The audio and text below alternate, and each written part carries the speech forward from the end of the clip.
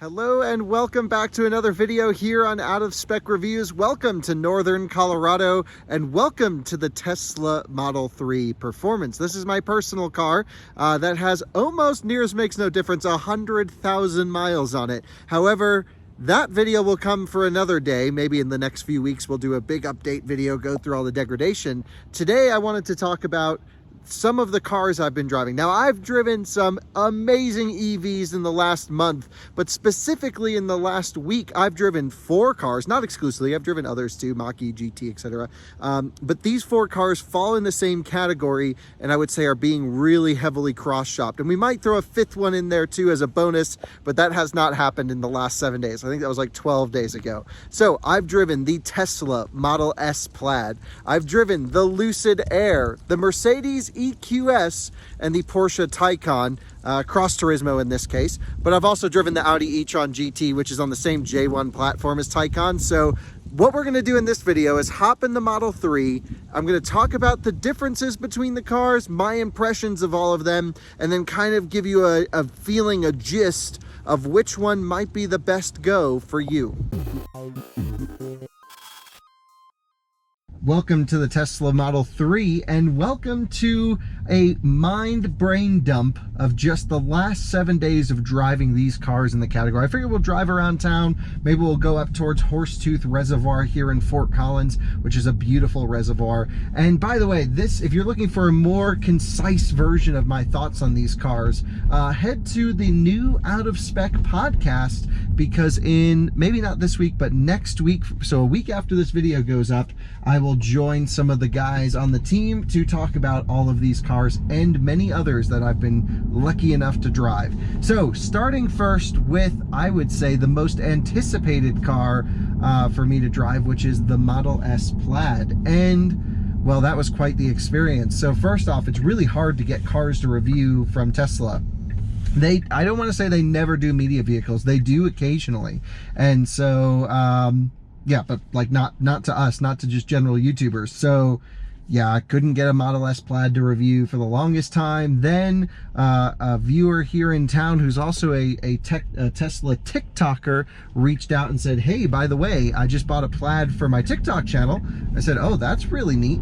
And feel free to use it any time. And so this is Brandon from Tesla Flex. He said, just take the car. We swapped cars, and he made some TikToks with my Model 3 up, which I thought were pretty funny. He was like, man, this trade did not go well. I got this Model 3 that's all rattly and clunky that has 100,000 miles on it compared to my nice brand new Plaid. But this car was truly impressive. Now, of course, you can go back and watch the reviews on each of these cars, but I'll leave you with my lasting impressions. The first is I've never been in anything that accelerates as hard as that Plaid did. And looking back on it too, the yoke steering wheel was quite an interesting takeaway. That was the first time I was able to experience it. You can get the yoke in both the dual motor long range Model S or the Plaid, but no circular steering wheel option. And I gotta say, I think the yoke wheel was weird, but even weirder was the no stock situation. And I think one of the reasons that we don't get track mode in the US, or in Model S Plaid, is because the yoke is quite odd. If you, like, it was fine driving around normally, really was, no issue. But if you get yourself into a wild situation and you gotta like catch the wheel, I don't know if I would know instinctively where to put my hands to like grab the wheel. Like, you guys have seen me drift this Model 3 around the track. This Model 3 has a ton of track miles on it, and they're not easy miles, and I'm sideways and we're having a good time, but I know I can grab the wheel. So I'm not sold on the yoke. Personally, I didn't see really, you know, just to boil it down, no benefit, just annoyance for me. And I get some people like it, and I see some people chop their steering wheels off on Model 3s. That's a funny Twitter post, but I don't think it's useful in real world.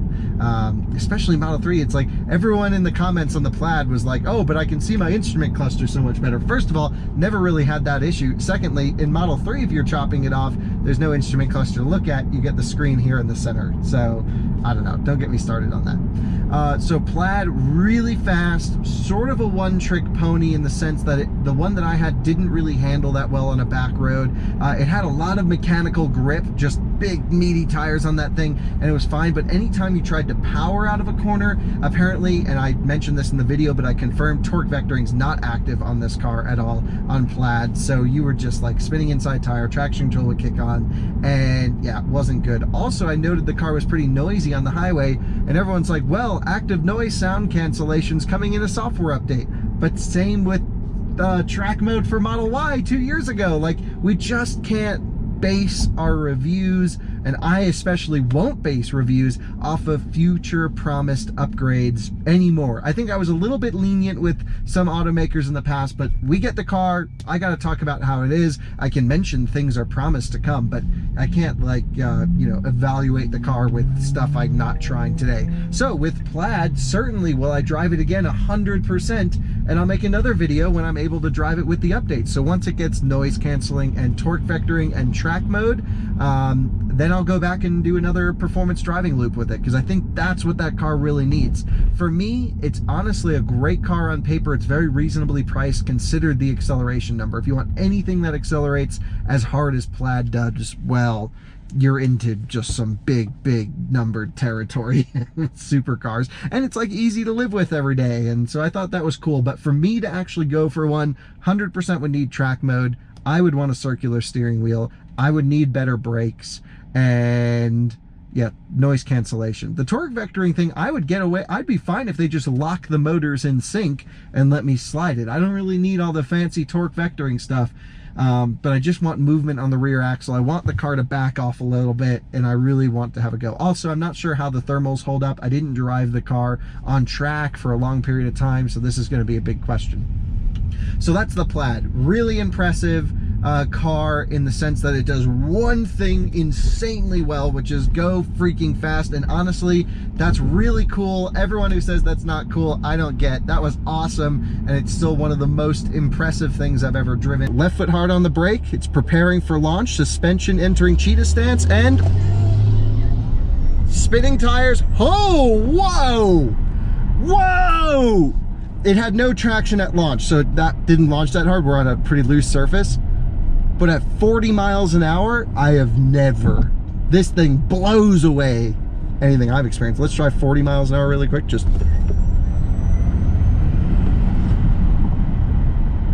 What? And big fan. Totally get it if someone buys a Plaid, because it's just insane at that one thing. And by the way, it's a great daily driver too, so I get it. Next up, I think hottest on the list would be the Lucid Air. The Lucid Air is wild. So let's talk about how I was able to drive this car and everything like that. Lucid invited a select group of media, YouTubers, journalists to come experience their car. I was lucky enough to be one of them. And we went out to the factory in Casa Grande, Arizona, which was awesome. Got to see the factory tour. Never even spoke about it, really. We talked about it on the Inside EVs Weekly podcast. Two podcasts you need to pay attention to. The Out of Spec Weekly podcast, which we just started, run by Jordan Schieffer, one of the guys who works for us. And Mike and Ben are on there regularly. Secondly is the Inside EVs Weekly podcast that I'm on every week. And this is where we just do it's like inside baseball, really nerdy stuff about electric cars, right? So that's kind of fun too. And I think we spoke about the Lucid experience on the Inside EVs podcast, but we toured their powertrain facility, and then we toured their vehicle production facility, AMP1, I think is what it's called. It was cool, nice. I don't know how to judge a factory though. Like, I've been in some factories. I'm actually flying to Belgium right after I shoot this video to go drive the Volvo C40 electric. That'll be a video coming soon on this channel. And, oh, suitcase in the passenger seat on this Expedition next to us. That was weird. Caught me off guard. Like, what is that?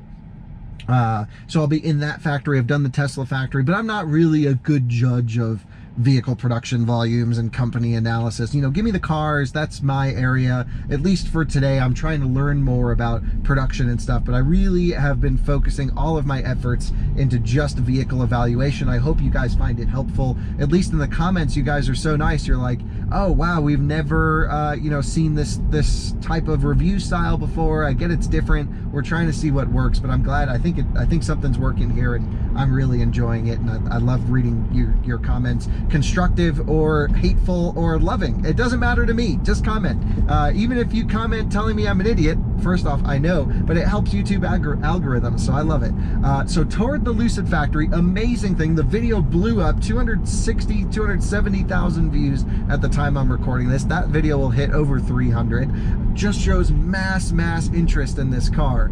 And let's talk about driving the car. So first off, the car's more expensive. The one that I drove, so Plaid was about 145 in the spec that I drove.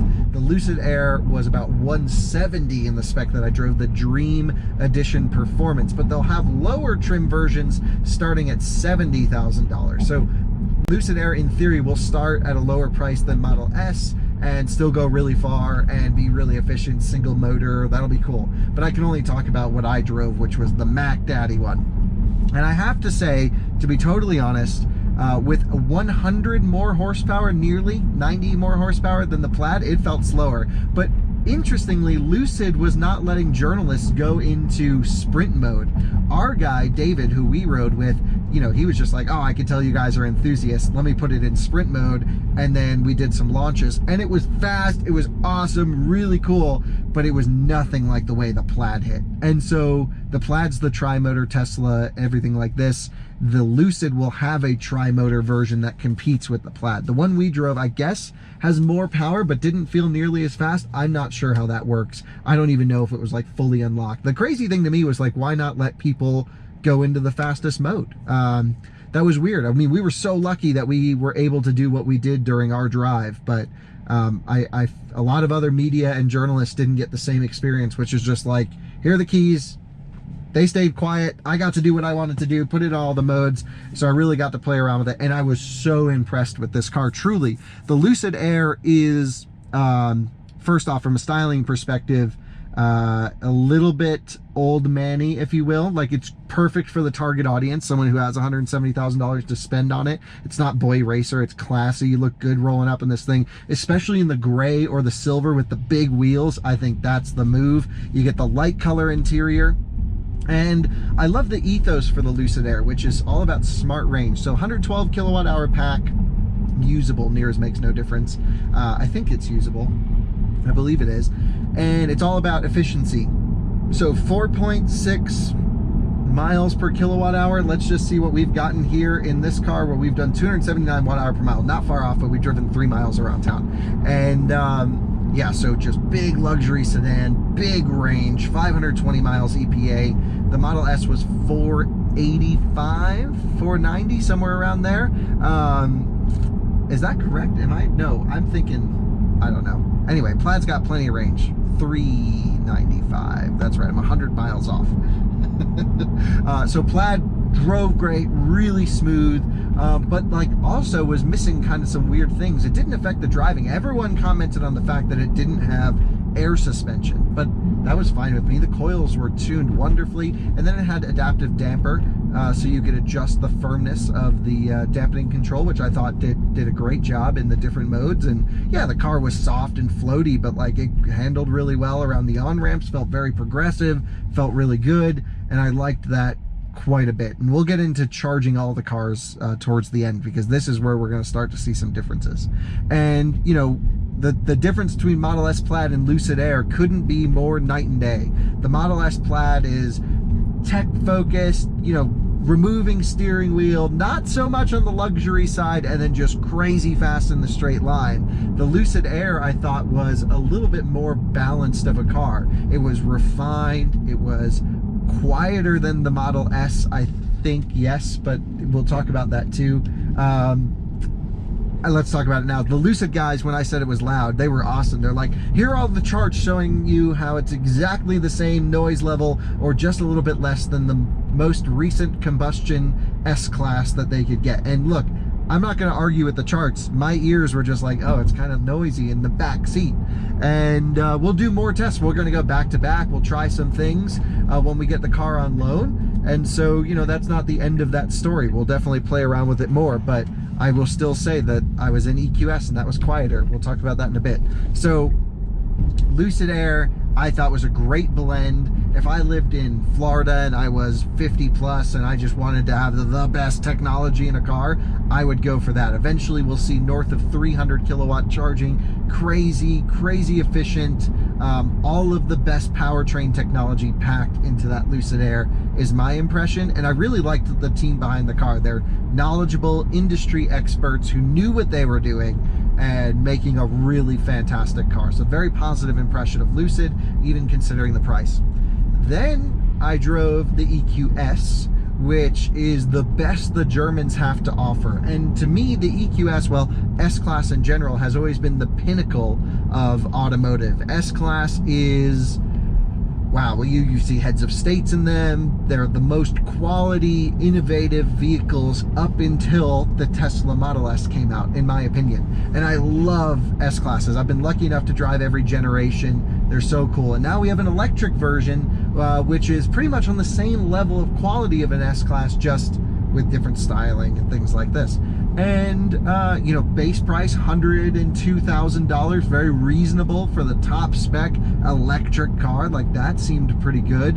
And it was magical. First off, the styling, personally, I don't really love. But I was surprised to find, excuse the sun here, I was surprised to find in the comment section how many viewers really stood up for the styling of the EQS. You guys loved it.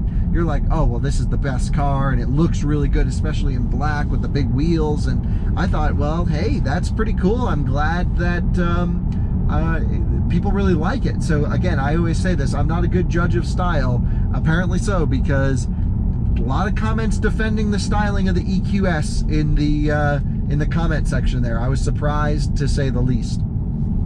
Driving the EQS was the most magical experience you could imagine. This car floats over everything, has a really cool interior. The hyperscreen's weird, I will say. Like, thinking back on it now after I've had some time to process, the hyperscreen's overkill. It's just this giant 56-inch glass display with 3 individual displays bonded differently to the inside. It has to be cooked at 1200C or 1260, something like this. Anyway, it's just like insane piece of engineering. It has literally crash breakaway bars inside of the infotainment screen because it's so large. Talk about overkill. But you know, that is cool. The infotainment was really snappy. I actually thought the best infotainment of the bunch, aside from Model S. So I thought EQS is maybe even the benchmark infotainment system for me compared to Tesla. I think they're sort of neck and neck. I love the adjustability. I love the route planning. I thought the car did a great job with everything. And driving it was, by far, if you're looking for the most luxurious, serene driving experience, you go EQS, you don't look back, and you just enjoy your time in that car because, yeah, it's unlike anything I've ever experienced, and it is, I would say, the most comfortable way to get around. It was truly amazing. The 10 degrees of rear steer is also quite impressive. So, EQS is reasonably priced. Charges, we'll talk about charging here last, and then I think we'll kind of wrap the video up. I don't need it to go on too long. Just want to share my impressions of the cars. And then Taycan Cross Turismo, which isn't really in the luxury sedan class of the others because it's got a lot more sporting cred, but definitely priced around the same. So like a base Taycan Cross Turismo is, and same with sedan, they're all within a few $1,000s of each other. They're like 80 grand, 85 grand base. And then, you know, Cross Turismo is about 93 base, I think. And then anyway, you're into the hundreds by the time you spec headlights and windshield wipers. It's a Porsche, it's gonna need options. So I spec'd out my dream Cross Turismo 4 base drivetrain, and it was 126, I think. Which is about as much as the top spec EQS costs. That's a tough one to grapple with for me personally because Taycan is so expensive when you start adding options. They'll easily top $200,000. You can even get them over $250,000. I mean, you can go crazy, and part of that's a status thing. Part of it is, well, this is the Porsche tax. You know, they just charge money for options. They always have. It's not unique to the Taycan. And I wonder if Porsche is doing a disservice to themselves by ignoring the rest of the auto industry and just going their own path. And I think they're not. I think they're taking the right approach, which is if you want the fast one, you're spending at minimum $150 for a no option car, which is a turbo, and then Turbo S is $180 base. And you know, I think you just spend the money if you have it and you want the fast one. Personally, I can't afford the nicer ones, so I'm looking at spending more money than the other cars on the slower car, which is interesting because Taycan has some amazing driving dynamics that are into it. I mean, the way that car corners is in a performance setting unlike anything else in the world. It's so interesting. It gives you this very mid-engine driving style and feel because there's no weight hanging over front and rear. It's very balanced.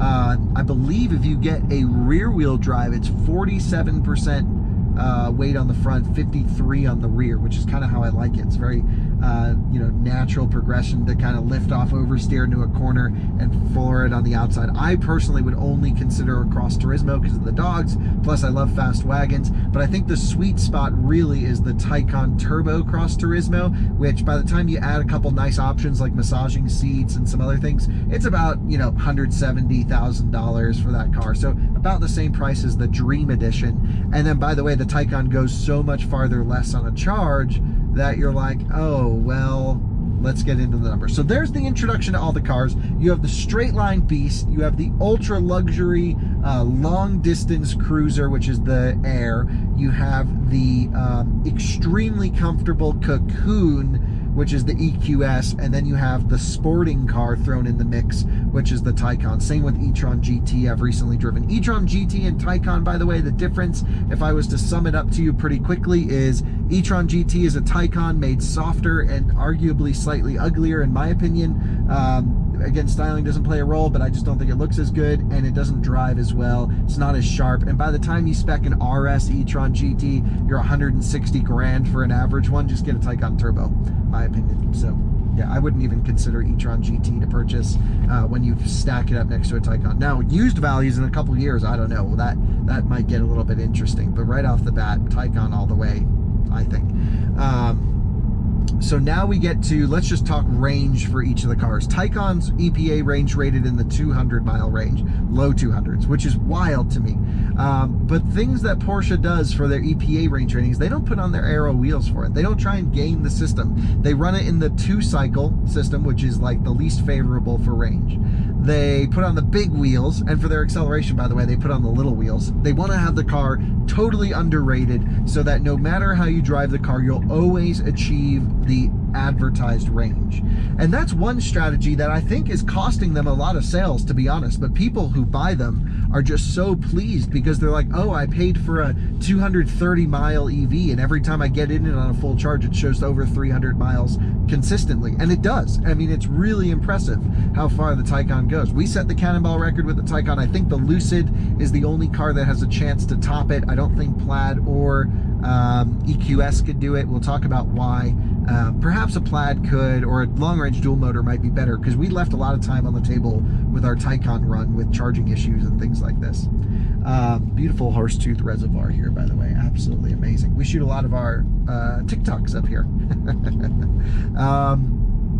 So range on the Taycan's way better than advertised. My experience with Teslas is the range is usually worse than advertised, and that's because it's running the 5-cycle EPA, so they eke out everything they possibly can, because again, automakers aren't allowed to display a range, at least legally in the US, that shows more range than what the EPA rates the car.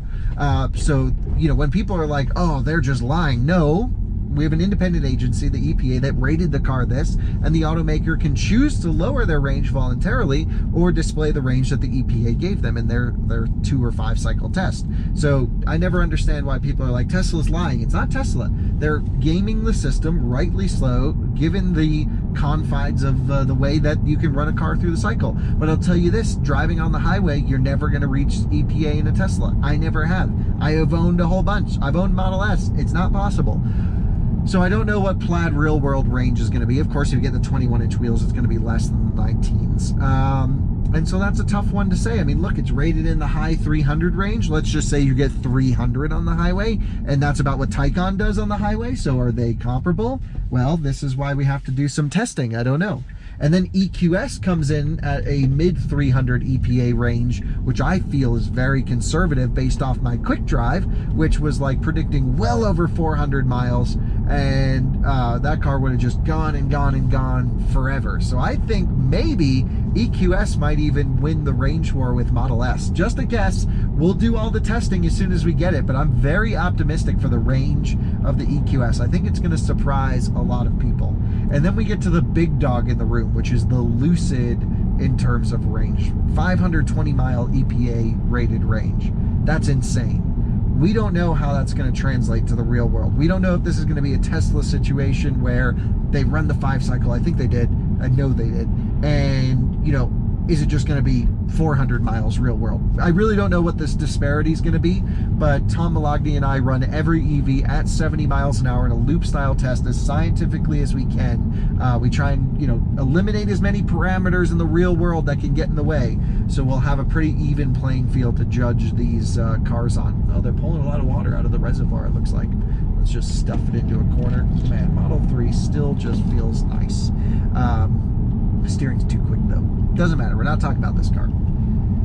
So the range wars, I think, look really far apart on paper, but in actual real life, I'm not saying the Lucid's not going to be the best. I'm sure it will be, but I think it's going to be a little bit more like this. You know, some will overperform and some will underperform, and this is just my predictions. I don't know. I haven't done any testing. Don't quote me on this. We'll wait until we run it in our testing and see how they do. And I think EQS is going to be the big surprise out of the bunch, to be honest. We already know Taycan blows past EPA, like it doesn't even pay attention to it. Like you'll be at like 40% state of charge and you have already driven 200 miles. I mean, it's amazing how far Taycan can go in normal driving. And then of course in our 70 mile per hour test, yeah, it already does really well. So that's the range conversation. Range and charging, I think, for road trips are very important to go hand in hand. You can't just look at a car that has a big range number and say that's going to be a good road trip car, because sometimes it's quite the opposite. Look at Audi e-tron 55, for example, the big SUV. This car EPA rated, what, 220 miles, 210 miles? It's like nothing. But, by the way, it charges at 150 kilowatts to just past 80%. So your actual distances between chargers are about the same as a Tesla, and your actual time charging is about the same as a Tesla. It's really impressive how well e-tron does on a trip. And this calculation, this relationship between peak charging speed and charging curve and also range, I don't think we have a good rating scale on this yet. I should work on creating one. If you have any ideas, please let me know. We should have the out-of-spec road tripping score as like a mandatory number to put on the window sticker, which is going to be that, you know, how far can you go after it starts to taper on the charging? I don't know. There's so many variables though. We'll think about that. So EQS claims a peak rate of 200 kilowatts, and the engineer swore to me it would do it so close to 80%. I said there's no possible way EQS is doing 200 kilowatts at 80% on a 400 volt system with not a huge buffer in the battery pack, which it doesn't have a huge buffer. And that turned out to be true. At 54%, it did 154 kilowatt peak. Still not bad. And I think that car charged really well up to 80% as well. So EQS is going to be a really good road tripper, as well as good route planning, on-route preconditioning, all the things that matter. The Model S, the Plaid, is also a really good road tripper, but you use an entirely different charging network. You use the Tesla supercharger network. And while the Plaid can charge at a peak of 250 kilowatts, from what I hear talking to owners, I haven't done a charging test, I will very soon, is that it pretty much tapers at around 30%, 35%, and then comes down under 200. Now, I'm just spitballing, this isn't scientific, but my guess is that the Plaid looks good on paper, but in actuality isn't the most amazing charging curve that we see. And then we have the last known quantity, which is the Taycan, which is the charging monster. 270 kilowatts from 0 to 50%. Tested this actually on e-tron GT, but same battery pack, same thing back and forth. 270 kilowatts from 0 to 50% is insane. I think it was like 12 minutes to half charge that thing. And then you unplug and drive as fast as you can to the next charger, plug in. This is why the Taycan, in my opinion, is the ultimate EV road tripper on sale today. Now here comes the question mark. What's the Lucid Air going to be like? The engineers were saying maybe 290 kilowatts at launch, but they're going to work towards 320, 330 peak.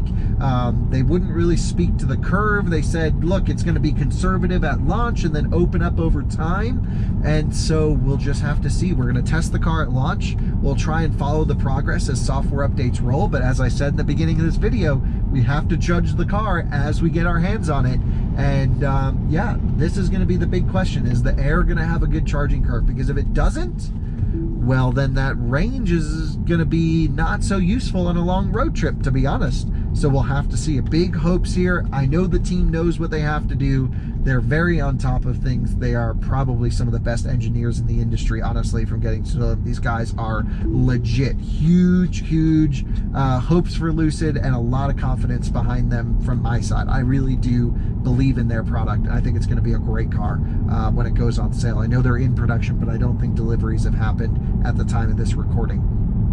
We'll just have to wait and see the charging tests on that car. So there's your range, charging, performance. They're all fast in a straight line. The EQS is the softest in terms of straight line acceleration. It kind of ignores that. It's plenty quick. It's got enough grunt to move that big giant car around. And I would say the EQS is the best driver for around town work. Like, if you're just going to cruise around the city, you're going to occasionally go on a road trip, but you're like commuting to work and you just want to have the most serene, comfortable driving experience, EQS all the way. That was the most impressive car of the year for me. And honestly, a lot of people won't understand if you buy that car, but highly recommended from me. I thought that the calibration was great. Everything was good except the weird brake pedal. And yeah, that was quite interesting. So overall, there are my thoughts on all the four cars. If you want the supercharger network, I think that's a big reason to buy a Tesla. We know it works really well. EA still has bugs. Integration with new cars in EA especially have bugs because sometimes they're on the car side, sometimes they're on the EA side. Taycan still freaks out with EA Signet chargers, for example, and some other weird anomalies. So like, unless you're ready for an adventure, my opinion is EA will get you there. I have no question ever about making it around. But using Electrify America, which is going to be the network you're going to use on road trips because they have the network installed, is still a little bit of the Wild West these days.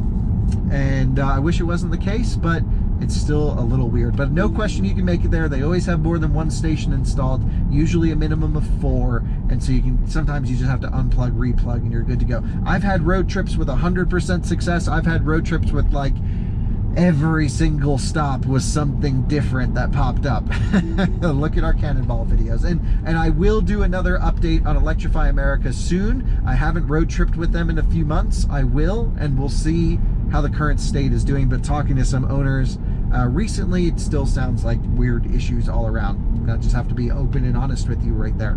I think the cars are all amazing. It just, the Plaid might be the Tesla supercharger network works. Now keep in mind, most superchargers today still are version 2 superchargers, which are 150 kilowatt max. Some still are only 120 kilowatt max, and they're paired, they're shared between posts. And as these stations become expanded, version 3s are going in, and that's where you can really take advantage of that 250 kilowatt charging. With the Teslas though, you just have to pull in dead.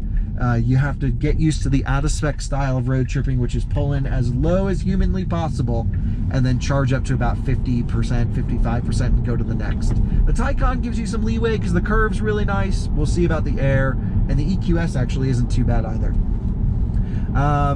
Yeah, so the Plaid straight line, supercharger network, great autopilot system, not full self-driving, great autopilot system, good driver assistance, and you know, certainly just a technical marvel. Also a known quantity in terms of reliability and value. We really don't know how the used market's going to handle all of these cars. Taycans seem to be doing really well, but again, they've only been on sale for a couple years. Model S is like the safest purchase, I think, just because you can buy it, play around with it, dump it if you don't want it, you're not going to lose much. So sure, that seems like a good idea. EQS, again, the most comfortable. Taycan, the most sporty. For me, Taycan is the car. The thing that I'm struggling with, I actually have a order in on the Taycan, is I can't afford the fast one. I mean, if I sold everything and maybe my liver, I could get a Turbo S, I think that would be a dumb financial decision. So I'm looking at a Taycan 4 or 4S Cross Turismo. and my order hasn't been locked. I can still cancel. I can still go for a review, and I don't know what I'm going to do. I really don't. But it just is a little bit hard to swallow spending $125,000 on the really slow one, 5+ seconds 0 to 60, and it doesn't feel fast, to be honest.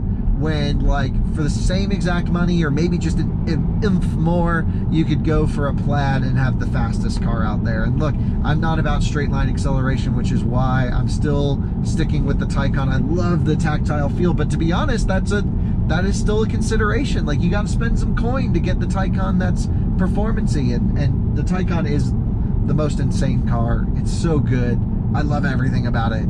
I love the Porsche story.